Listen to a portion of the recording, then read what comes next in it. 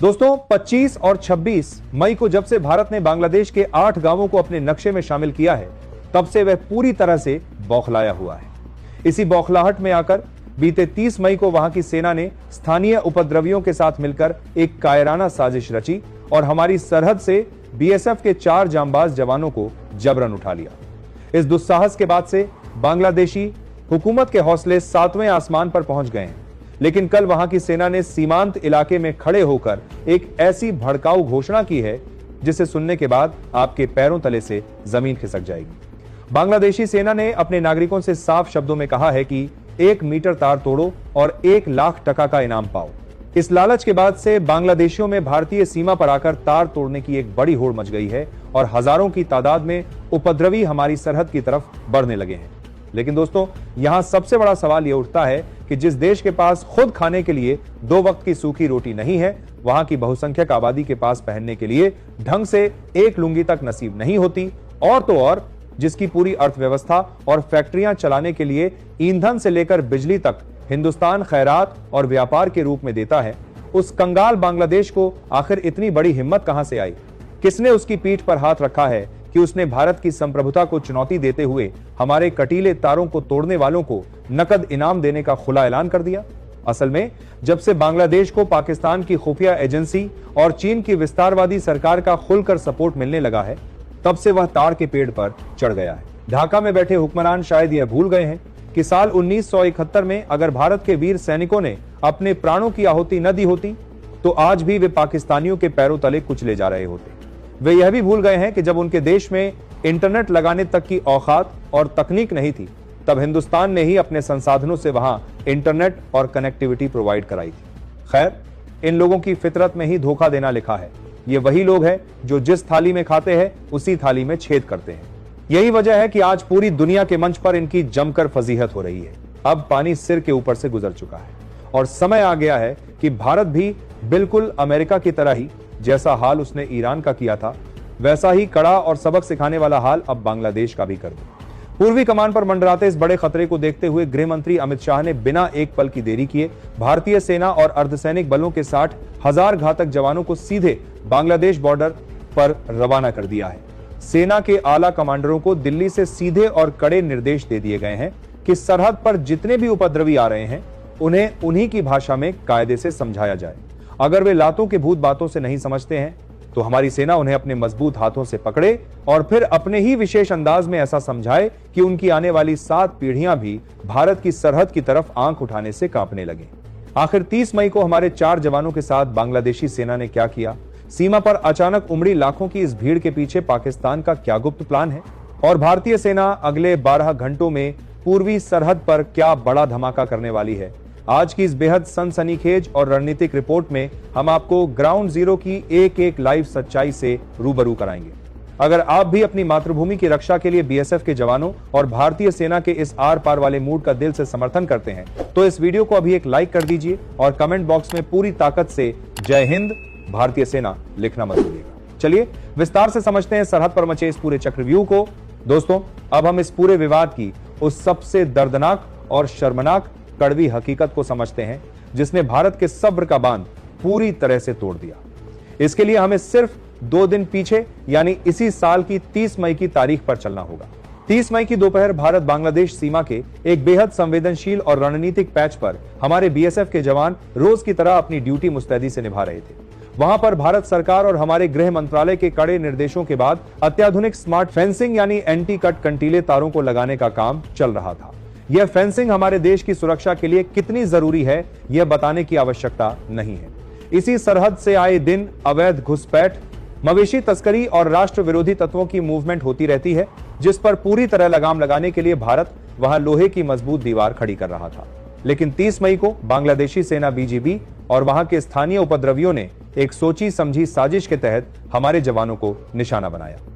अंतरराष्ट्रीय नियमों और कूटनीतिक मर्यादाओं को ताक पर रखकर बांग्लादेशी सुरक्षा बलों के संरक्षण में आए सैकड़ों उपद्रवियों ने अचानक नो मैन लैंड को पार किया और हमारे कंटीले तारों पर हमला बोल दिया। उन्होंने न सिर्फ सरकारी संपत्ति को नुकसान पहुंचाया, बल्कि वहां ड्यूटी पर तैनात हमारे बीएसएफ के 4 जांबाज जवानों को जबरन घेर लिया। हथियारों के बल पर और भारी भीड़ का फायदा उठाकर वे 30 मई को हमारे उन 4 जवानों को जबरन उठाकर अपनी सीमा के भीतर ले गए। यह सीधे तौर पर संप्रभु भारत की सुरक्षा और हमारे जांबाज सैनिकों का अपहरण था। हालांकि बाद में भारत के कड़े कूटनीतिक दबाव और फ्लैग मीटिंग की चेतावनी के बाद उन्हें पीछे हटना पड़ा, लेकिन इस कायराना हरकत ने बांग्लादेशी हुकूमत के हौसलों को 7वें आसमान पर पहुंचा दिया।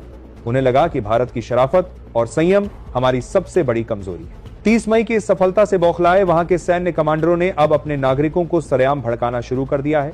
अब वहां लाउड स्पीकर पर ऐलान हो रहे हैं कि सरहद पर जाओ, जितने मीटर तार उखाड़ोगे उतने लाख टका का इनाम पाओ। लेकिन ढाका में बैठे हुक्मरान शायद भूल रहे हैं कि 30 मई को जो हिमाकत उन्होंने हमारे 4 जवानों के साथ की थी, उसका अंतिम और सबसे बड़ा हिसाब चुकता करने का समय अब बिल्कुल नजदीक आ चुका है।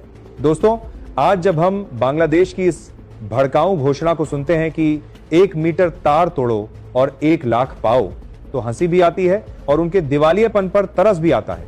आइए जरा इस देश की असली औकात और जमीनी हकीकत का कच्चा चिट्ठा खोलते हैं। जिस बांग्लादेश के हुक्मरान आज भारत की सीमा को चुनौती देने वालों को लाखों रुपए का इनाम बांटने का ढोंग कर रहे हैं, उस देश का सच यह है कि वहां की आधी से ज्यादा आबादी के पास आज भी 2 वक्त की सूखी रोटी सम्मान से खाने का ठिकाना नहीं है। वहां के आम नागरिकों के पास बदन ढकने के लिए ढंग से 1 लुंगी तक नसीब नहीं होती।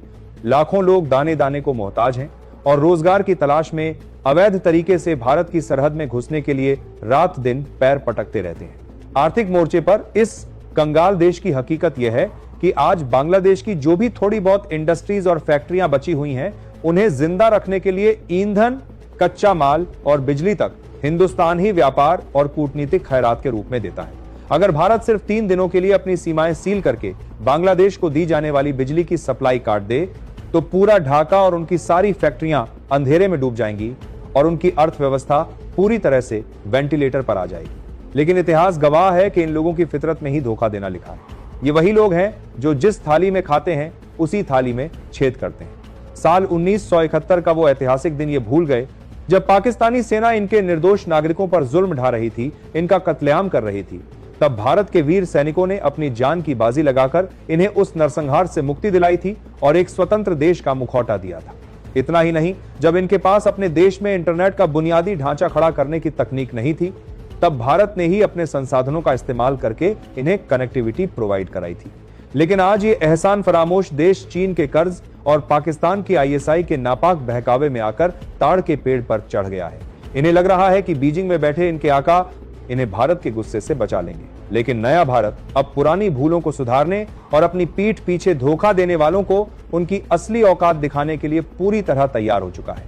तो दोस्तों, अब सबसे बड़ा सवाल ये उठता है कि अचानक बांग्लादेश की हिम्मत इतनी ज्यादा कैसे बढ़ गई कि वह हमारी सरहद पर आकर ऐसी दुस्साहसिक वारदातों को अंजाम देने लगा है। अगर आप इसके पीछे के जियोपॉलिटिकल चक्रव्यूह को समझेंगे तो आपको साफ साफ दिखाई देगा कि इसके पीछे ढाका का अपना दिमाग नहीं है। इसके पीछे असल हाथ बीजिंग और इस्लामाबाद का है, जो पिछले कुछ समय से बांग्लादेश की जमीन का इस्तेमाल भारत के खिलाफ करने की नापाक कोशिश कर रहे हैं। खुफिया रिपोर्टों के मुताबिक पाकिस्तान की ISI और चीन की कम्युनिस्ट पार्टी पिछले कई महीनों से बांग्लादेश के भीतर सक्रिय कट्टरपंथी संगठनों और वहां के कुछ सैन्य अधिकारियों को भारी फंडिंग और हथियारों की सप्लाई कर रहे हैं। चीन का मकसद बहुत साफ है, वह चाहता है कि भारत अपनी पूरी ताकत और ध्यान लद्दाख और अरुणाचल प्रदेश की वास्तविक नियंत्रण रेखा लात पर केंद्रित न कर सके। इसलिए वह भारत को पूर्वी मोर्चे पर उलझाकर रखना चाहता है।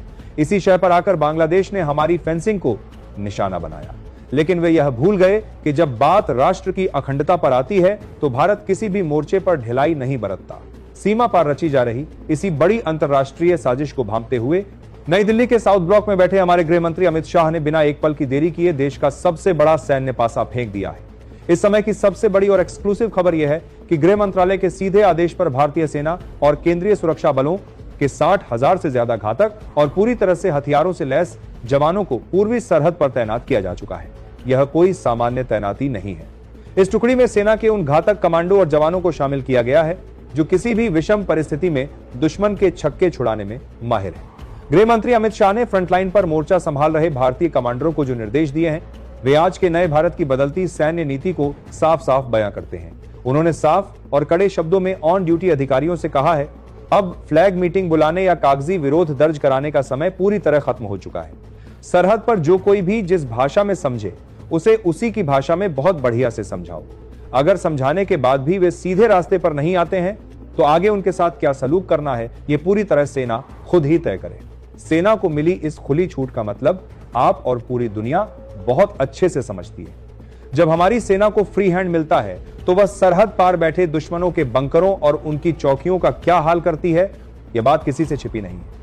रक्षा मंत्रालय के सूत्रों के मुताबिक अगले कुछ घंटों के भीतर हमारी सेना की यह विशाल और आधुनिक टुकड़ी भारत बांग्लादेश अंतर्राष्ट्रीय सीमा के अलग अलग अति संवेदनशील और रणनीतिक मोर्चों पर पूरी तरह से अपना मोर्चा संभाल लेगी। इसके बाद अगर सीमा पार से 1 इंच भी धागे को हिलाने की कोशिश की गई तो उसका अंजाम ढाका की हुकूमत को भुगतना होगा। तो दोस्तों, 30 मई की उस कायराना अपहरण वाली घटना से लेकर आज सीमा पर मचे इस पूरे घमासान तक पूरी कहानी बिल्कुल साफ हो चुकी है। आज का नया भारत अपने आत्मसम्मान, अपनी सीमाओं की संप्रभुता और अपने वीर जवानों की सुरक्षा से खिलवाड़ करने की इजाजत दुनिया के किसी भी देश को नहीं दे सकता। चीन और पाकिस्तान की नापाक शह पर आकर जिस तरह बांग्लादेश ने हमारी सरहद पर 1 मीटर तार तोड़ो 1 लाख पाव जैसी भड़काऊ घोषणा करके कंटीले तारों को उखाड़ने का दुस्साहस किया है, उसने दिल्ली के सब्र का बांध पूरी तरह से तोड़ दिया है। 1971 की उस ऐतिहासिक भूल को सुधारते हुए और वर्तमान चुनौतियों को भांपते हुए आज का भारत अपनी सुरक्षा नीतियों को लेकर पूरी तरह से स्पष्ट है। गृह मंत्री अमित शाह द्वारा सीमांत इलाकों में भेजी गई 60,000 जवानों की यह महासेना और उन्हें दी गई फ्री हैंड यानी पूरी छूट इस बात का जीता जागता सबूत है कि अब भारत केवल कागजी विरोध दर्ज नहीं कराएगा। अगले कुछ घंटों में जब हमारी सेना सरहद के कोने कोने पर अपना मोर्चा पूरी तरह संभाल लेगी, तब सीमा पार बैठे हर एक उपद्रवी और रणनीतिकार को यह बात बहुत अच्छे से समझ में आ जाएगी कि हिंदुस्तान से टकराने का अंजाम क्या होता है। जो देश बनाना जानता है वह सरहद पर अपनी संप्रभुता की रक्षा करना भी बहुत अच्छे से जानता है। तो दोस्तों, सीमा पार से मिली इस गीदड़ भभकी के खिलाफ गृह मंत्री अमित शाह और भारतीय सेना के 60,000 जवानों वाले महाचक्रव्यूह और 1 मीटर तार तोड़ो 1 लाख पाव वाले भड़काऊ ऐलान पर आपकी क्या राय है? क्या आपको भी लगता है कि अब समय आ गया है कि हमारी सेना सरहद पर इन एहसान फरामोशों को अमेरिका और ईरान वाले अंदाज में सबक सिखाए? अपनी राय नीचे कमेंट बॉक्स में पूरे जोश और देशभक्ति के साथ जरूर साझा करें। अगर आपको हमारी सेना के इस अदम्य साहस और देश की अखंडता से जुड़ी हमारी यह विशेष ग्राउंड रिपोर्ट पसंद आई हो तो फ्रंटलाइन पर तैनात हमारे जांबाज सपूतों के सम्मान में इस वीडियो को एक लाइक और शेयर जरूर कर दीजिएगा। देश की सुरक्षा, डिफेंस और अंतर्राष्ट्रीय कूटनीति से जुड़ी ऐसी ही और भी धमाकेदार, कड़क और पूरी तरह से प्रामाणिक अपडेट सबसे पहले देखने के लिए हमारे चैनल को अभी सब्सक्राइब करके बेल आइकन दबाना बिल्कुल मत भूलिएगा। अपना और अपने परिवार का ख्याल रखिए। मिलते हैं आपसे अगले एक और बेहद कड़क और रणनीतिक वीडियो में। तब तक के लिए पूरे जोश के साथ कमेंट बॉक्स में लिखिए और मेरे साथ बुलंद आवाज में कहिए, जय हिंद, जय भारत।